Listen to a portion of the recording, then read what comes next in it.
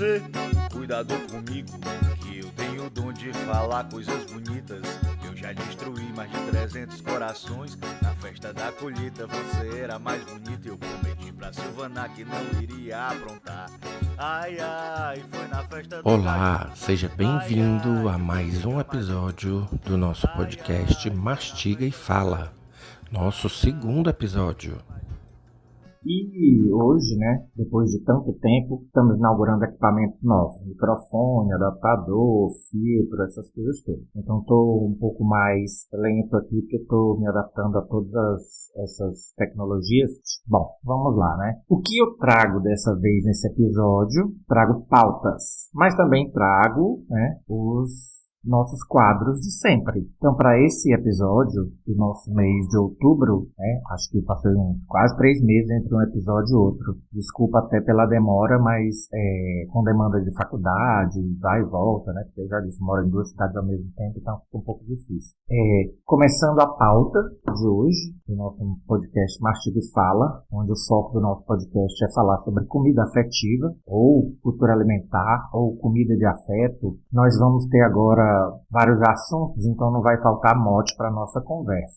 Hoje a gente começa falando sobre as questões que foram abordadas atualmente em relação à comida. Primeiro eu quero falar, e aí se der, queria deixar aqui o meu protesto baseado em vários eventos de gastronomia acontecendo no Ceará e região metropolitana, e eu não consigo ir, tá? Camusim tá tendo festival, Caponga tá tendo festival, Cumbuco tendo festival, todos os festivais em função de algum peixe, de algum prato, de alguma comida. Eu acho isso maravilhoso, porque me lembra quando eu era pré-adolescente e adolescente, ia para um festival que tinha lá em Camusim, isso há anos e anos e anos atrás, chamado Festival da Lagosta, e foi maravilhosa a experiência.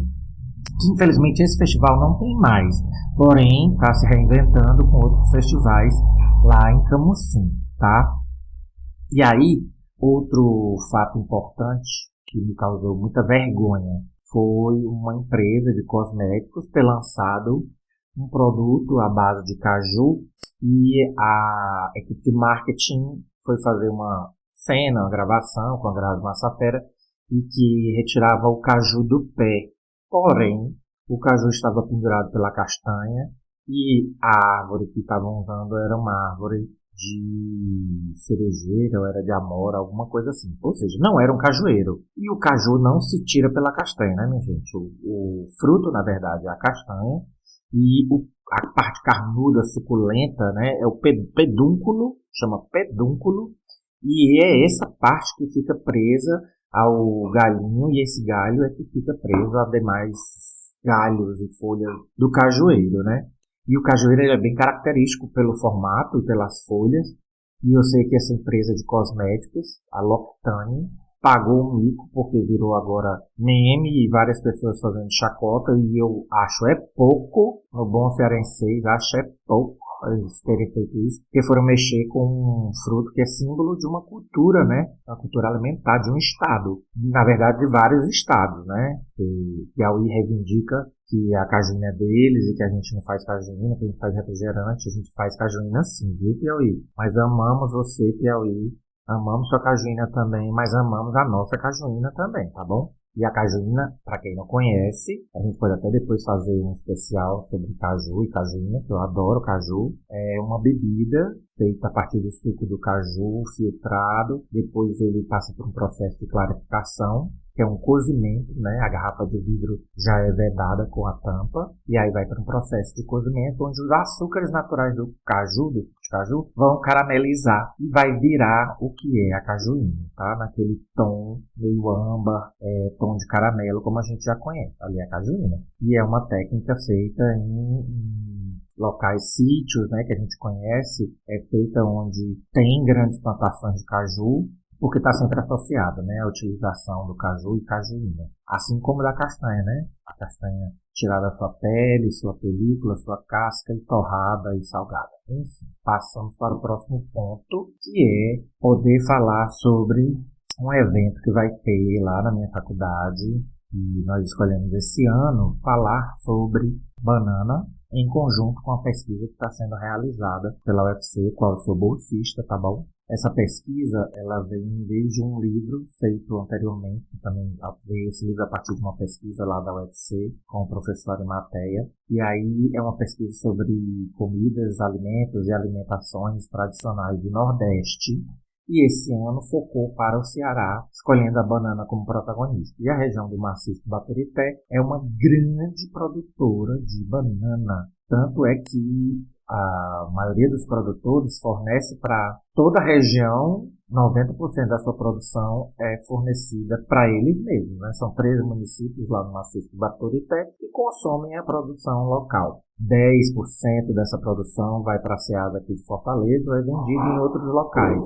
Esse ano o tema do evento, da Semana da Gastronomia, é sobre a banana enquanto patrimônio cultural alimentar, e a pesquisa ela tenta associar a produção de agricultura familiar para incentivo à compra na alimentação escolar. E a pesquisa está sendo levada para o evento, aí nós vamos ter oficinas com preparação girando em torno da banana, reutilização da casca da banana, aproveitamento integral, banana e casca, teremos palestras com agricultores locais, com o professor Arimateia, e vai acontecer agora dia 8 e 9 de novembro no IFCE Campus Baturité, tá? São todos convidados. Existe um perfil, né, chama Gastronomia IFCE, no Instagram, que tem todos os links de inscrição para as oficinas e de inscrição para o evento. Então, estão todos convidados, tá bom?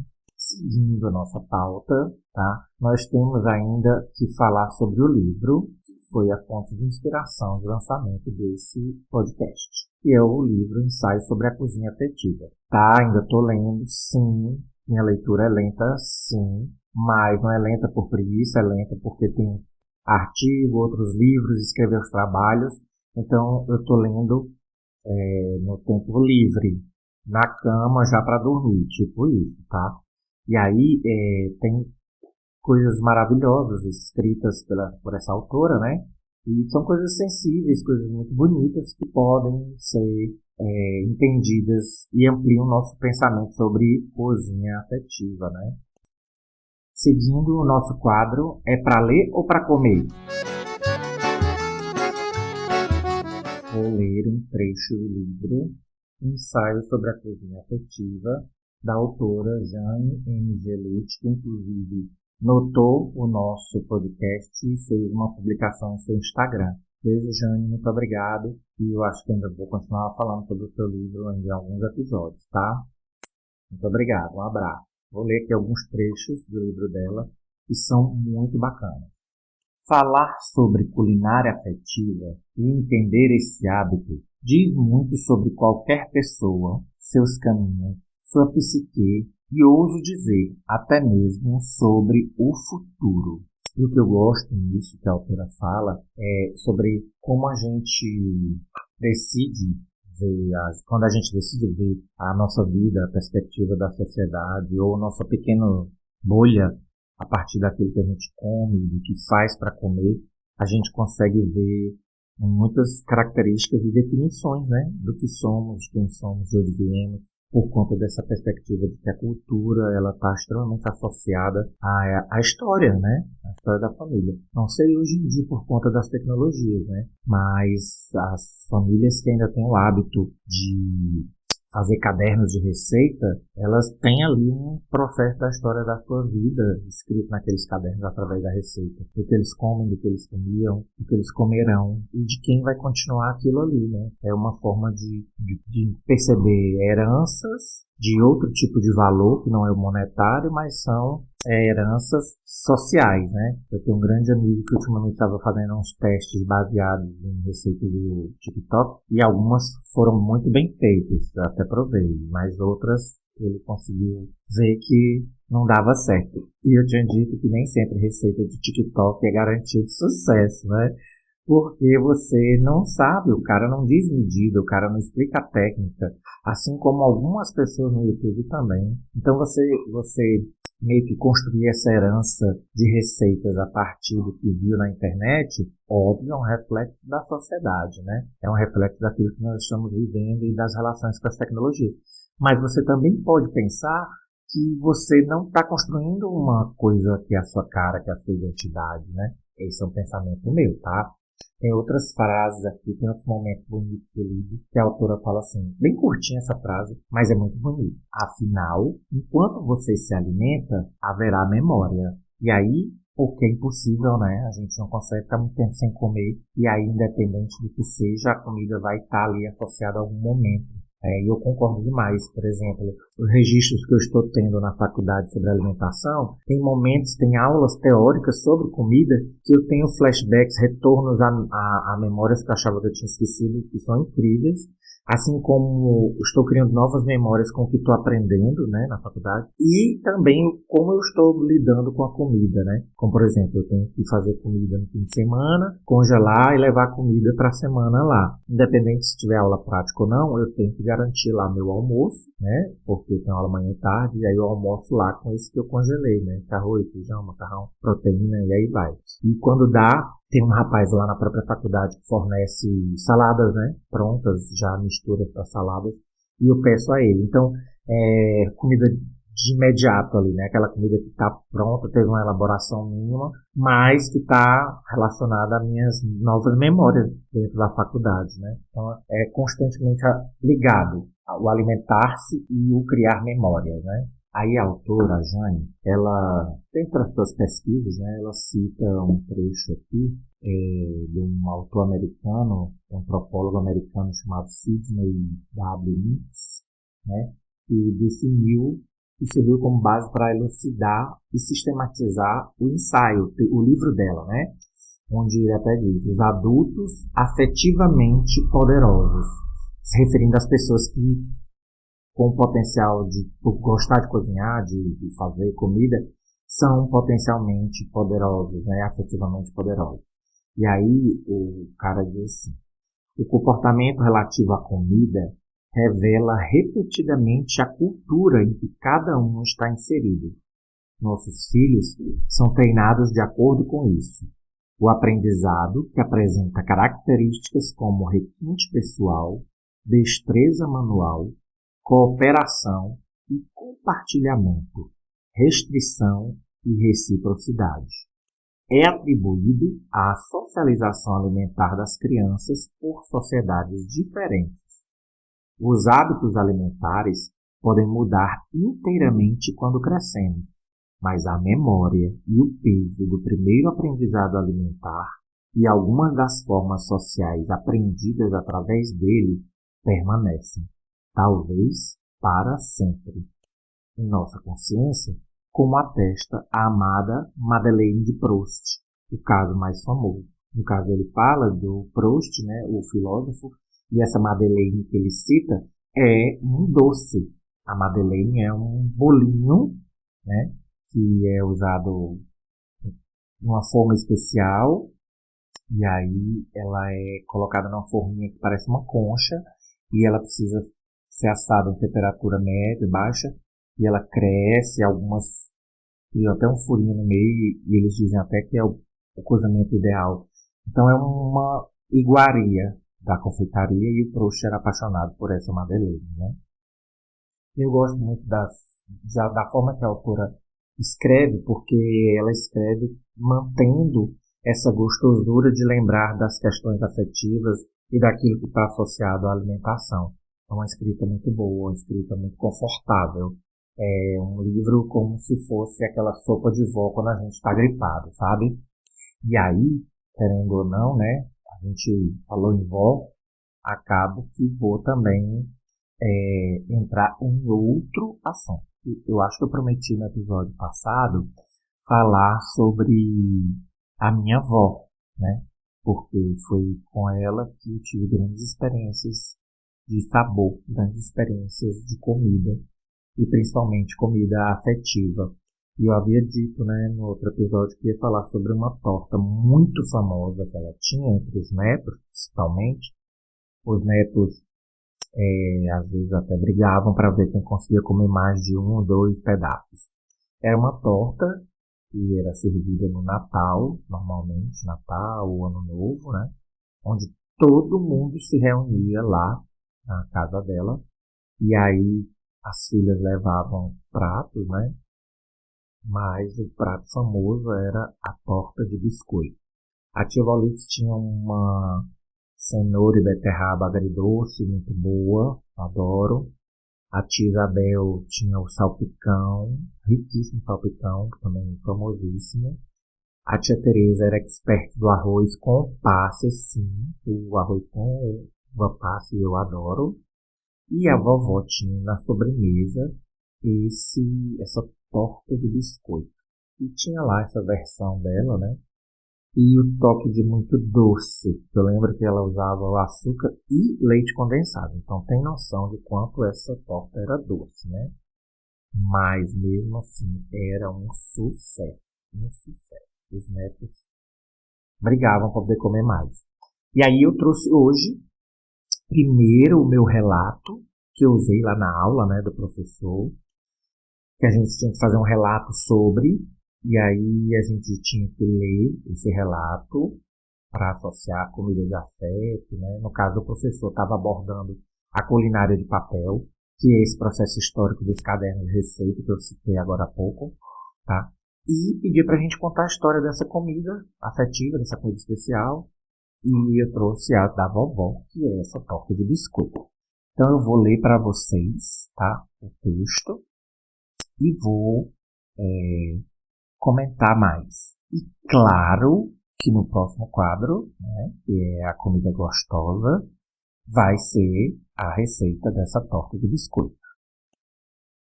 Assim como muitas, minha avó se chamava Maria. Maria dos Reis Alves, sobrenome que adotei na lida artística e até hoje carrego comigo pela imensa identificação que tem com a sua força. Uma mulher do interior, da Lagoa do Mucambo, na Itapipoca, que junto aos seus 13 filhos teve inúmeras restrições, inclusive restrições alimentares, devido à seca e ao seco vício encarteado que o meu avô Graco Serra Rodrigues insistia em comprometer as reses e assim também o pouco erário da família. Dele, herdei apenas o primeiro nome e nada mais além disso.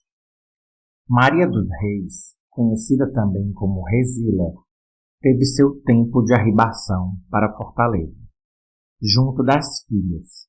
Na minha infância e pré-adolescência, estive sob sua casa ou casa-asa, como lugar privilegiado de neto, mesmo tendo ela dado guarida aos 13 filhos e mais outros tantos netos que vieram antes e depois de mim.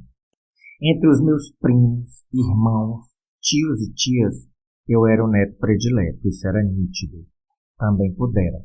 Boa parte do meu pré- e pós-operatório cardíaco foi sob sua vigilância compartilhada com a minha mãe. Durante anos fomos vizinhos, parede com parede. Então, minha estrada de tijolos dourados era uma calçadinha de cimento, ladeada de suas plantas cheias de vício e inúmeros tons de verde. Muitos filhos, muitos netos, mas vizinhos com essa qualidade tão particular, éramos só nós mesmos. Então, tínhamos datas específicas em que quanto mais se reuniam todos, melhor para ela. Dia das Mães, Páscoa, Natal, Jogo do Brasil, enfim. Esses eram os eventos em que reencontrávamos todos tios, tias, primos, primas, genros, noras, toda a qualidade de parente e aderente. Para nós, enquanto função criança, nos cabia o lugar de estar brincante, da educação e de não se meter nas conversas de adulto e mastigar de boca fechada. Sempre havia aquele atrasado culpado por prolongar a fome dos presentes, pois Dona Resila só servia o almoço ou o jantar com todos presentes. Enquanto isso, esperávamos pelo momento de colorir o prato, encher os olhos e pecar sem moderação. Boa parte do cardápio era feito pela vovó, mas cada filha tinha sua especialidade para contribuir com a pagelança. Tia Isabel e seu salpicão com uvas verdes, tia Volix com suas beterrabas agridoce, tia Teresa com arroz branco e passas, que naquela época Não havia quem ousasse reclamar das passas, não. Tia Clotilde com a farofa, e desperdiçar comida era crime capital entre todos. O registro da fome deixou muitas marcas em minha mãe e minhas tias, que não cabe descrição aqui. Tinha também a contribuição das tias mais alternativas. Melhor definindo, né? Naquela época, eram conhecidas como as tias hippies, ou ripongas, ou as malucas, ou as solteironas. Elas pertenciam à ala mais avant-garde da família na época. Hoje seriam as veganas radicais. Aquilo que minha tia Helena chamava de trufa de beterraba eram bombons gigantes que deixavam a língua roxa, e eu era o principal consumidor. Nem todos gostavam. Melhor para mim, pensava eu, com uma trufa em cada mão enquanto mastigava outra. E apesar do doce discreto e da suculência das trufas naturebas das minhas tias hippies, este não era o meu ponto alto daquelas reuniões. A estratégia inicial era comer de tudo um pouco, para não fazer a desfeita com ninguém, mas deixar espaço para a disputadíssima torta de biscoito champanhe da vovó. Depois que descobri o que era o champanhe, por diversas vezes me perguntei preocupado em saber como minha avó tinha colocado bebida em um biscoito, sabendo ela que nós comeríamos junto com os adultos daquela torta. Rapidamente, esta preocupação era substituída pelo desejo e 1000 estratégias de garantir minha porção, ou com sorte, até um repeteco. A torta era montada na maior refratária que minha avó poderia escolher dentre suas louças e utensílios, pois a iguaria era de lamber os beiços, os dedos, raspar o pires e entrar na disputa pelo segundo pedaço. A gula era proporcional ao tamanho generoso que ela servia. Com certeza ela fazia jus à expressão medida de vó. E depois, só depois dela ter a certeza de fazer a chamada e garantir que todos os presentes haviam se refestelado com a sonhada torta, é que vinham as disputas na base do cotovelo, por mais um pedaço da torta de biscoitos. Algo dentro de mim me dava esse ar de vitória, pois por mais que insistisse em pedir por mais torta, ela já tirava debaixo de um pano de prato ou de uma tampa de panela um pedaço extra que praticamente gritava meu nome. O contrato era: pega e vai comer na despensa para teus primos não pedirem mais. A despensa era uma espécie de corredor que foi adaptado com prateleiras, um ponto de luz e toda sorte de itens era colocado lá, do açúcar às vassouras de jardim. Pouco me importava o calor, a torta não conseguia derreter mais rápido que eu, que suava aos pingos, mas a missão secreta tinha seu valor. Conseguia comer mais torta de biscoito e champanhe. Para mim, que não podia praticar esporte, era meu gol, minha medalha ao fim da maratona, para depois esconder a satisfação diante dos primos que suspeitavam, mas vovó e eu morríamos negando. Depois de alguns anos, já com 12 ou 13 anos, por curiosidade, acompanhei o processo de feitura da famosa torta. Estava lá, mais como um glutão sonhador do que um curioso com intenções de aprender segredos ou procedimentos. Lembro que a torta era sempre feita na noite anterior ao encontro da família, para que desse tempo de congelar os cremes. Minha avó começava pelo creme branco, que durante anos lembrava a textura do mingau. Cozinhava até ferver, reservava para usá-lo ainda morninho. Ela dizia que se usasse quente, ia amolecer muito rápido o biscoito. Ela dividia o preparo do creme em 2 partes. A outra ela acrescentava chocolate em pó, que tinha os 2 frades na embalagem. Era a imagem que eu tinha guardado na minha infância. E o chocolate tinha que ter os 2 frades na caixinha. E esse chocolate era o chocolate rico, o chocolate de festa, né? Então, tínhamos 2 cores de creme. E saber disso dava mais empolgação aos netos. Naquele tempo, o chocolate era artigo caro, ainda não tão fácil quanto hoje em dia. Com a refratária devidamente limpa, ela começava a montar a torta. Uma primeira camada fina de creme branco e antes de colocar a primeira camada de biscoito, ela molhava um a um em café sem açúcar. A segunda camada de creme já poderia ser aquele com chocolate. E assim ia montando. Creme branco, biscoito, creme com chocolate. Nessa ordem até encher a refratária, ou ir acabando os preparos. A última camada, e a maneira que ela resolvia para finalizar e também já decorar a torta, era pegar os biscoitos restantes, triturar e espalhar por cima de toda a torta. Aquela farofa, aquela farinha, aquele biscoito triturado.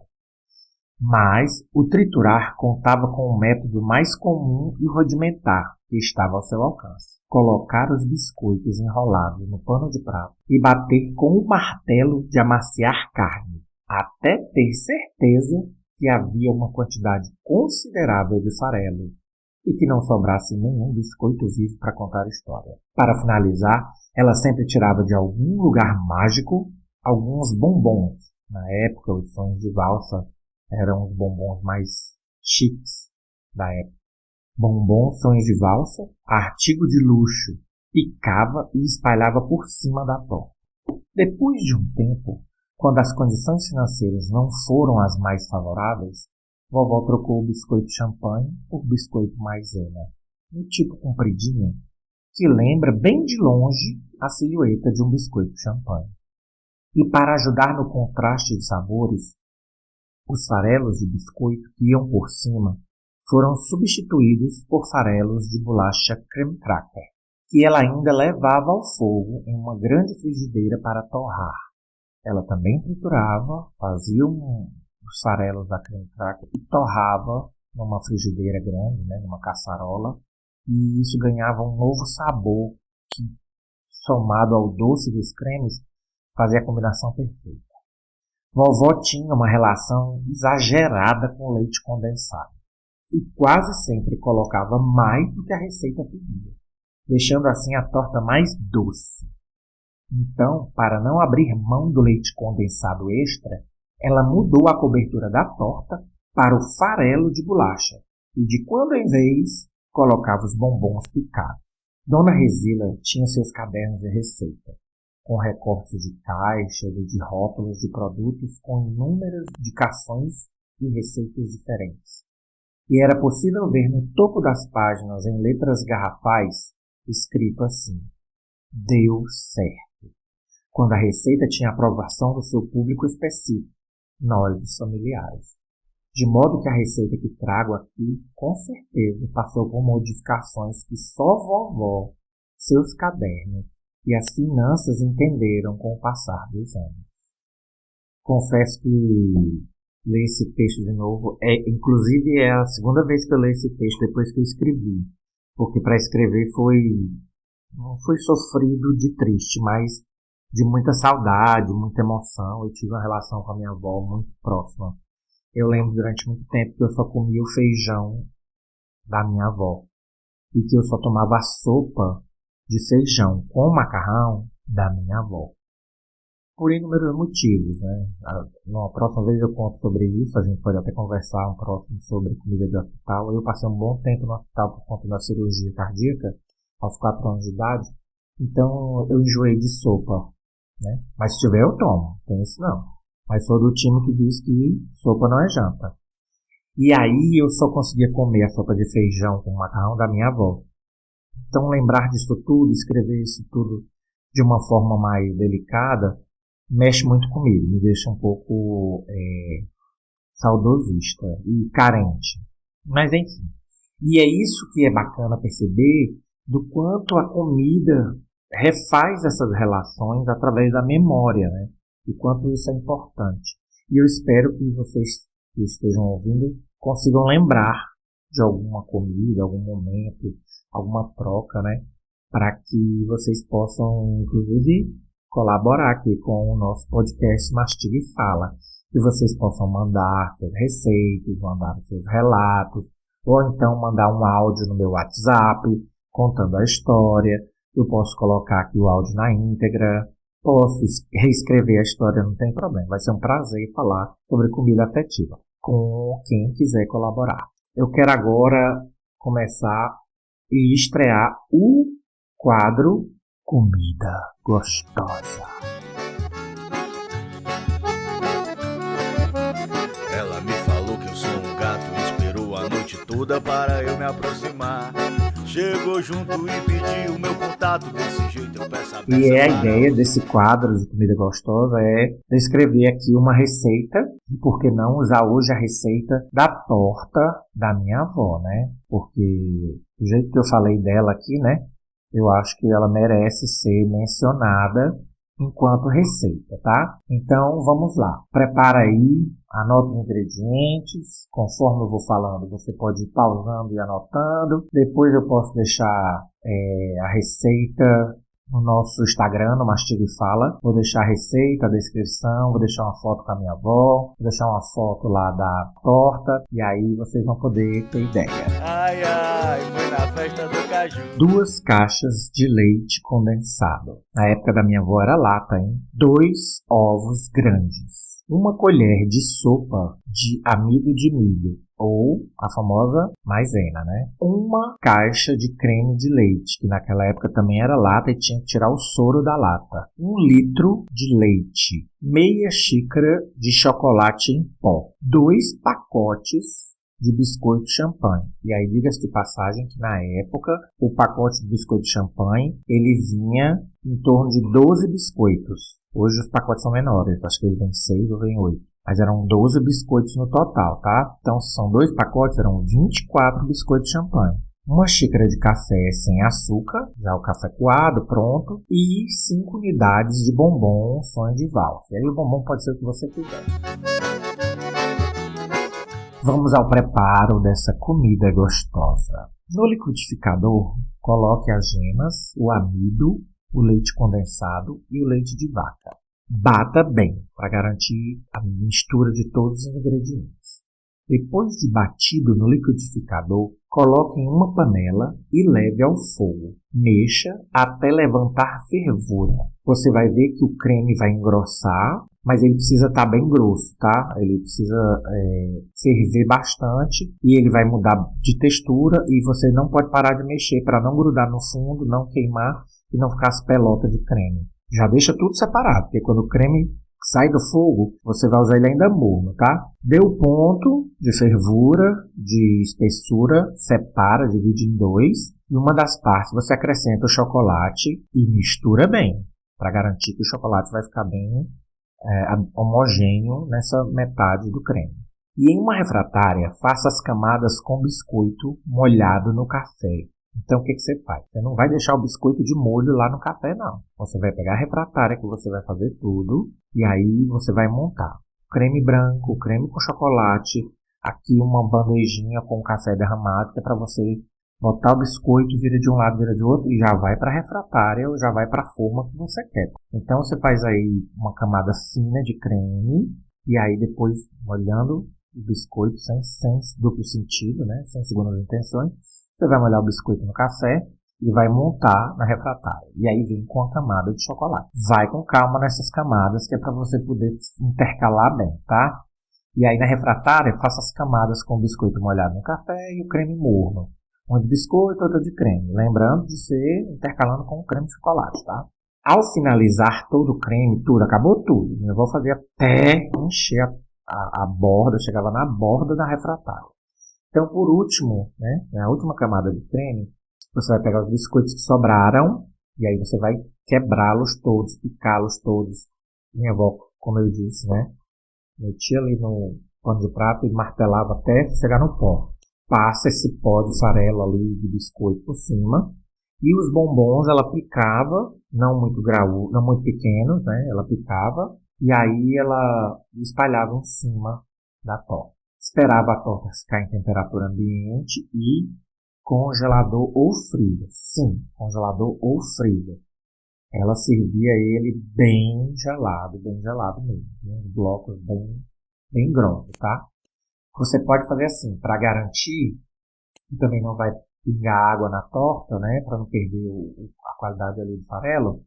Termina de montar, põe lá os bombons picados, aí vem com um papel alumínio Cobre bem e freezer ou congelador. Sugiro que faça isso um dia antes de qualquer outro evento que você queira fazer, tá? Não vai dar muito certo fazer no dia, não. Tem que ser feito um dia antes. Porque quando for servir, você já tira da geladeira e vai servir os pedaços ali, tá? Então, esse foi o nosso primeiro quadro da comida gostosa, com oferecimento da minha vovó Resila, esteja onde ela estiver, com a sua famosa torta de biscoitos, champanhe. Bom, e vocês ouviram a música Festa da Colheita, letra de Ulisses Teixeira, melodia dos músicos Odak do Acordeon, Ulisses Teixeira, Wanderson Barbosa, Isaías Santos, com a mixagem do Gigante Mix.